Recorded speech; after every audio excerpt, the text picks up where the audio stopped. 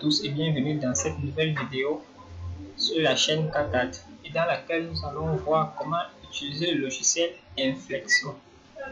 Pour ceux qui ne le savent peut-être pas, Inflexo est un logiciel de RDM, c'est-à-dire de résistance des matériaux, qui permet d'effectuer des calculs sur différents types de sections planes. Par exemple, que ce soit des sections en béton ou des profilés métalliques. Alors, pour ceux qui sont intéressés par le logiciel, c'est un logiciel relativement léger qui pèse à peine 30 mégaoctets et que nous pouvons facilement le trouver via le net. Il suffit de taper Inflexo dans votre barre de recherche sur votre navigateur.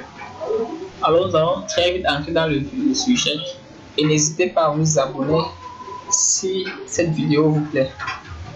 Alors commençons. Pour ce faire, nous allons créer un nouveau fichier ou un nouveau projet, du moins, en cliquant sur Nouveau. Alors cette fenêtre-ci va s'afficher. Et dans cette fenêtre, on a l'embarras du choix, c'est-à-dire nous pouvons choisir différents types de profilés en convenance avec l'étude que nous voulons mener. Donc, pour cet exemple, nous allons utiliser un simple profilé rectangulaire plein. Il suffit juste de cliquer dessus avec votre curseur. Donc, une fois que vous avez cliqué dessus, cette boîte s'ouvre dans laquelle on vous demande les dimensions de votre section plane rectangulaire en millimètres.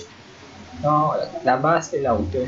La base, nous allons prendre 200 mm, c'est-à-dire 20 cm. Et en hauteur, nous allons prendre 400 mm.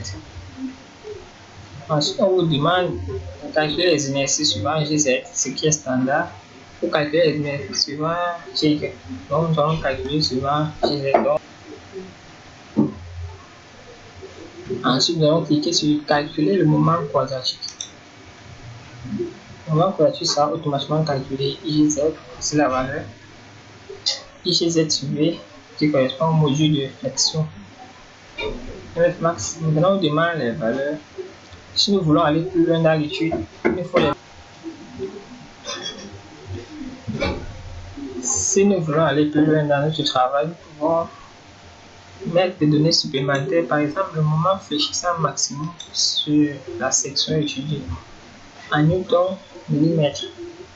Donc par exemple mettre 250 000 newton millimètre qui correspond à 250 kN mètre. À 250 kN millimètre.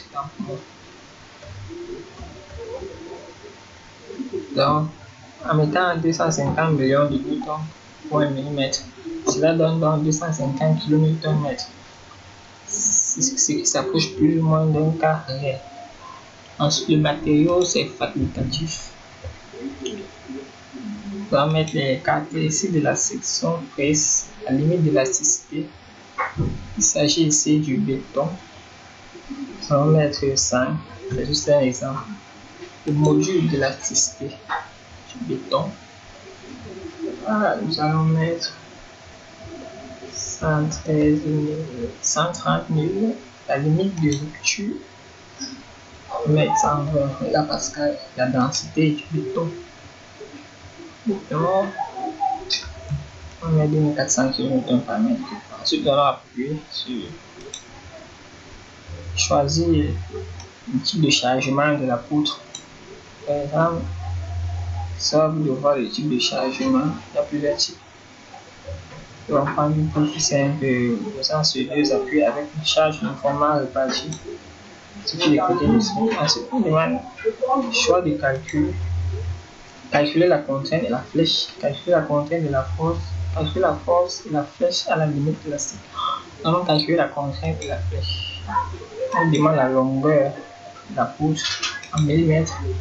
On va mettre 100 000 mm qui correspond à 5 mètres.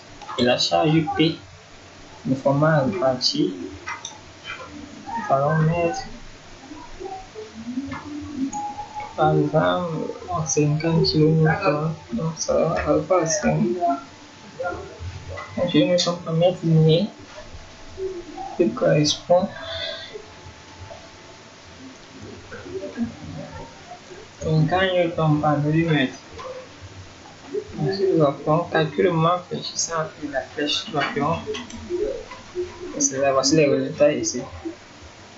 Là en bas de la fenêtre, nous avons la contrainte 29 mégapascal. Option de sécurité qui est énorme, 3,44. Surface de peinture 6 mètres carrés. La masse du profilé 960 kg.